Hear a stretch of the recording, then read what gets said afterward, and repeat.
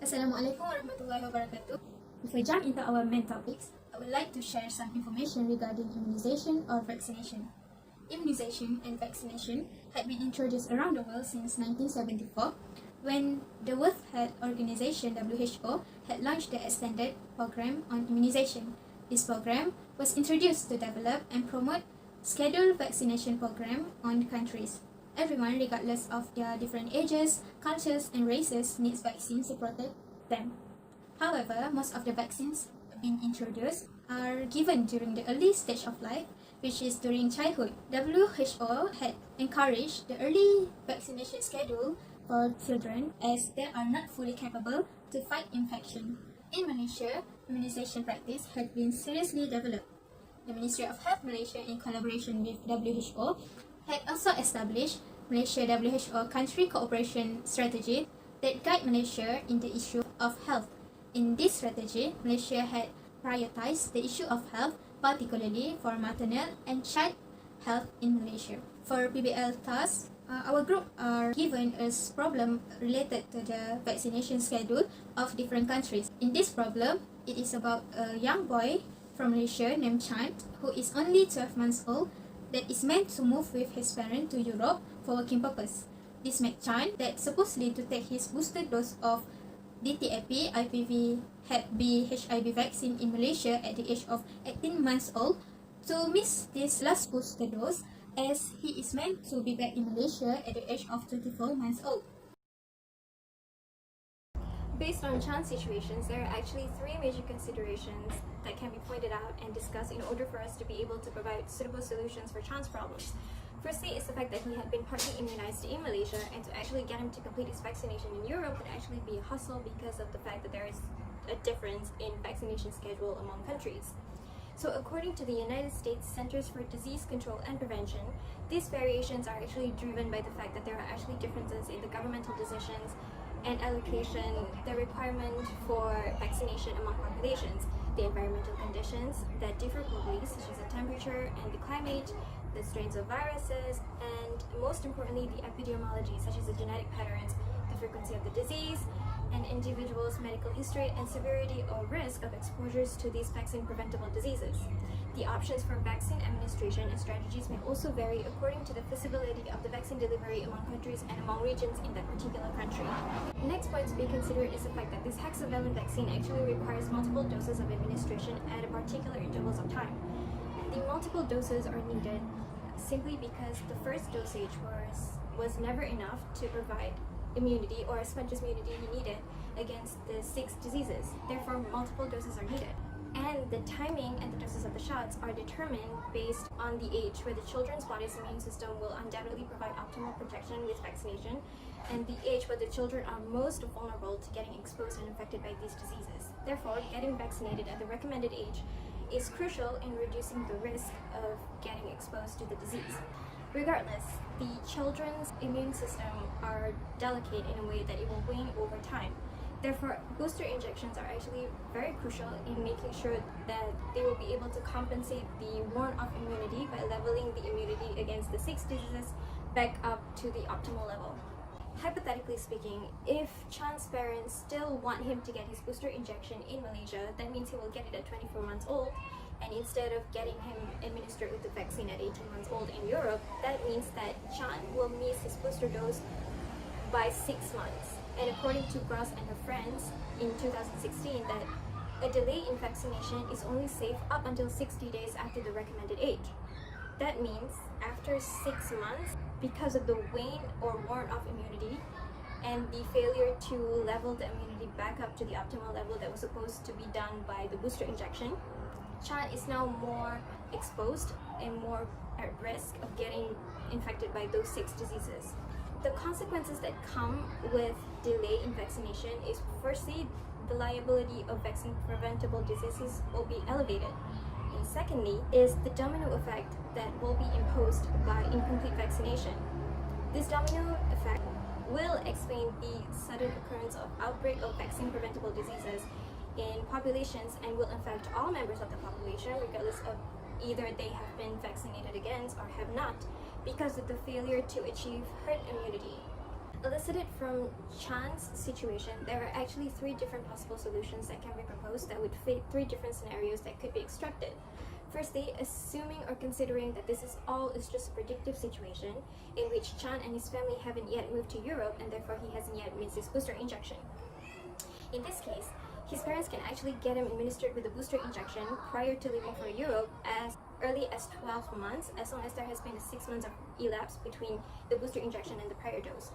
And given the fact that his parents are very strict at following the vaccination schedule, as stated in the problem statement, so it is a solid confirmation that Chan has already had a 6 months time elapse. Therefore, it is safe for him to get administered with the vaccine at as early as 12 months.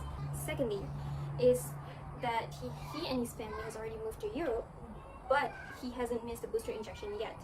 So in this situation, the only thing that his parents can do is to hand over the medical record and register with a general practitioner or medical practitioner in order to allow the medical practitioners in Europe to track his vaccination history and to align his vaccination history with the routine of vaccination available in Europe. And finally, if his parents still want Chan to get his booster injection in Malaysia, in which it will be delayed up until 6 months, then the only thing that they would have to settle for is to get him administered with a catch-up immunization.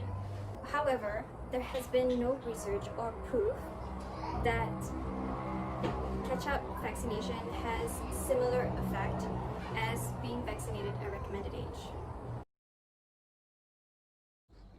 DTap IPV hepatitis B HepB vaccine is known as hexavalent vaccine or 6-in-1 vaccine that covers 6 main diseases. Those diseases include diphtheria, tetanus or lockjaw, pertussis or also called as whooping cough, polio, hepatitis B and also Haemophilus influenzae type B.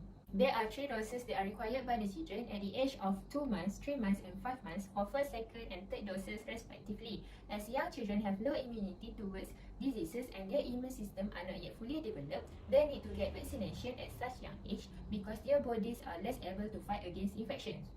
They may be exposed to many kinds of diseases from different people and places, which can put them into a serious risk. Then, after 3 doses, it is followed by a dose at the age of 18 months, which is a booster dose. This booster injection is needed as to increase the immunity against diseases back to the optimal level, as the immunity of the children can wane over time.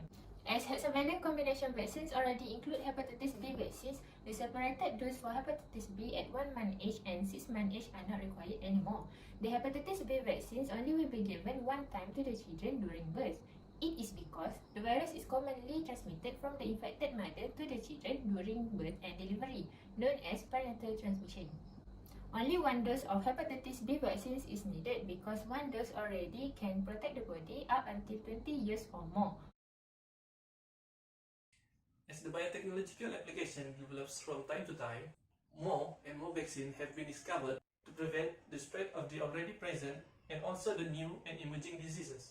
However, the increase of number of vaccines also results in the increase of vaccine shots needed by an individual, especially for infants.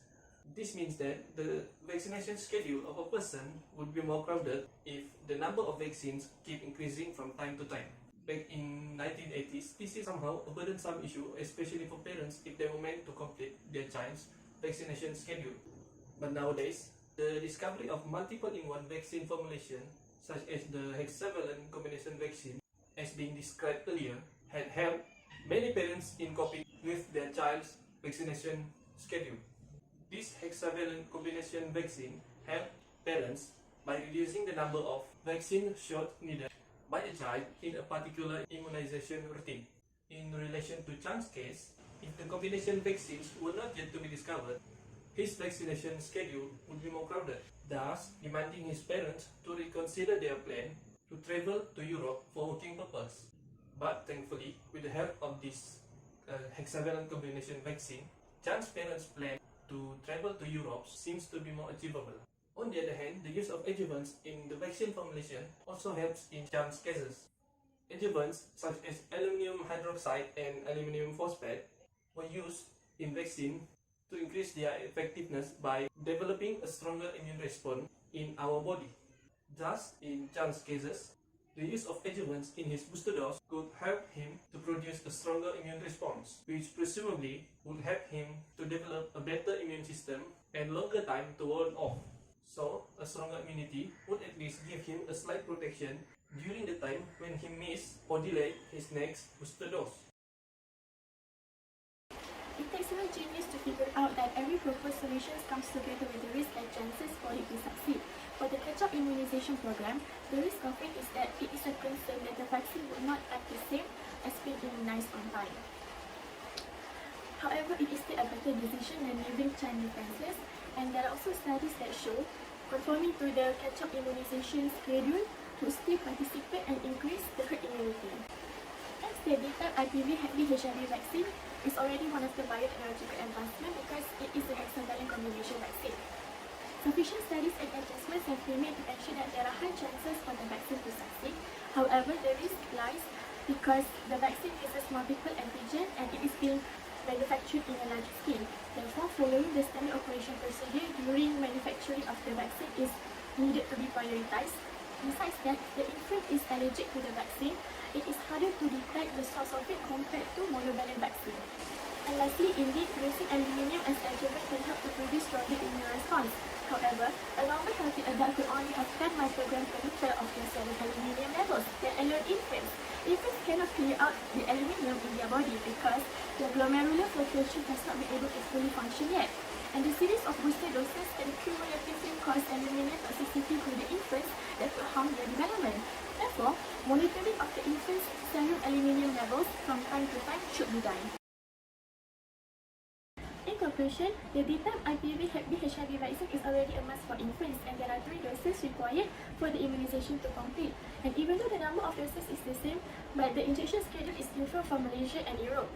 And to solve Chan's problem, there are 3 solutions, which are for Chan to get his next booster dose in Malaysia before moving to Europe, next for Chan to register to Europe's general practitioner and to conform to the immunization schedule there, and lastly, in case if Chan had already missed his next booster dose, he must comply to the catch-up immunization program.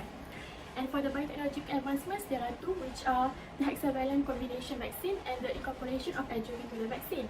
And lastly, the risk for the proposed immunization methods are the concern for the inability to procure the vaccine, challenges in manufacturing the hexavalent combination vaccine, and aluminium toxicity.